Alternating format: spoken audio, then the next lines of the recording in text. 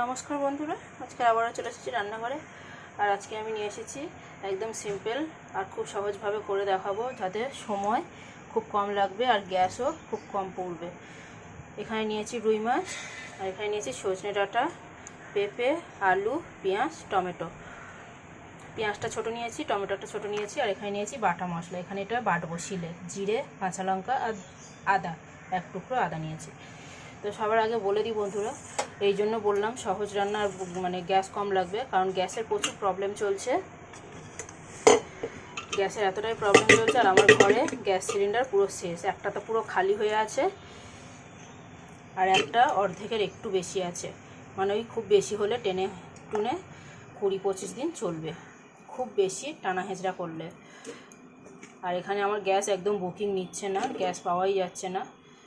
তো সেই জন্য আমি আজকের একদম এইভাবে পাতলা সিম্পল একটা মাছের ঝোল করব। তো এখানে আমি সব কিছু সবজিগুলো প্রেসার কুকারে নিয়ে নিলাম। কিচ্ছু মশলা টশলা দেবো না, শুধু জল দিয়ে একটা হালকা সিটি দেব। হালকা সিটি দিয়ে নিয়ে এসে মাছের ঝোলটা করব। তো দেখতে থাকুন। গ্যাসে কড়াই বসিয়ে দিয়েছি, প্রেসার কুকার তো নামিয়ে নিয়েছি সবজি সেদ্ধ করে। আর এখন মাছে আমি নুন হলুদ মাখিয়ে কড়াইতে দিয়ে দিলাম। মাছটাকে একটু ভেজে নেব। এখানে আমি মাছটাকে বেশ একটু ভালো করে ভেজে নিয়েছি, মোটামুটি একটা লাল করে ভেজে নিয়েছি, খুব লাল করিনি। এই যে এবারে মাছটাকে কিন্তু আমি তুলে নেব না, মাছটাকে আমি একটু সাইড করে দেবো। এই যে মাঝখানটা ফাঁকা করে নিলাম। এখানে আর আমি কোনো তেল দিচ্ছি না, এই যে একটু তেল আছে এর মধ্যেই, একটুখানি পাঁচফোড়ন দিয়ে দিলাম। এবার দিয়ে দিচ্ছি একটু হলুদ গুঁড়ো, গ্যাসটা কমানো আছে। আর দিয়ে দিলাম সামান্য একটু ধনে গুঁড়ো। তো ব্যাস, এবার আমি দিয়ে দিচ্ছি বাটা জিরে আর কাঁচা লঙ্কা আর আদা যেটা বেটেছিলাম সেটা দিয়ে দিলাম।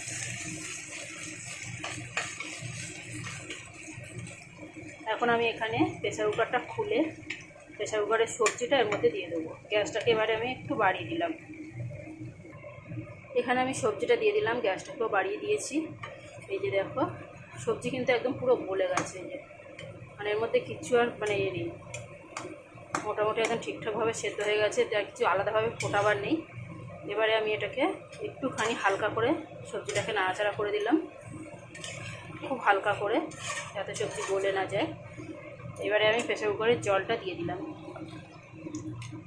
এটা কিন্তু একদম মানে 2 মিনিট লাগবে আর শুধু ফুটতে। আমি এখানে কিন্তু নুন দিইনি, নুনটা দেবো। এই মাছের রেসিপি, মানে মাছের ঝোলটা কিন্তু দারুণ টেস্টি হয়, এত শর্টকাটে রান্না।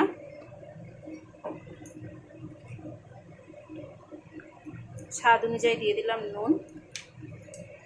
এবার আমি 1 মিনিট মতো একটুখানি গ্যাসটাকে ফুল আঁচে রেখে ফুটিয়ে নেব। তারপরে নামাবার সময় একটু ধনে পাতা দিয়ে নামাবো। আমি কিন্তু এখানে বড়ি ব্যবহার করিনি, এখানে কিন্তু কেউ চাইলে বড়িও ব্যবহার করতে পারে, কিন্তু দারুণ লাগে। ব্যাস, এবার 1 মিনিট আমি ফুটিয়ে নেব। কত সুন্দর কালার হয়ে গেছে দেখুন তরকারিতে, আর দারুণ কিন্তু একটা গন্ধ আসছে। সজনে ডাঁটাটা একদম কচি, তাই গলে গেছে।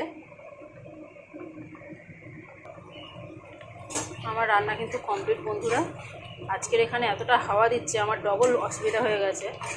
এক তো গ্যাস তো নেই ঘরে, রান্নার গ্যাস পুরো শেষ, আর এখানে দারুণ একটা হাওয়া দিচ্ছে পুরো ঝড়ের মতো।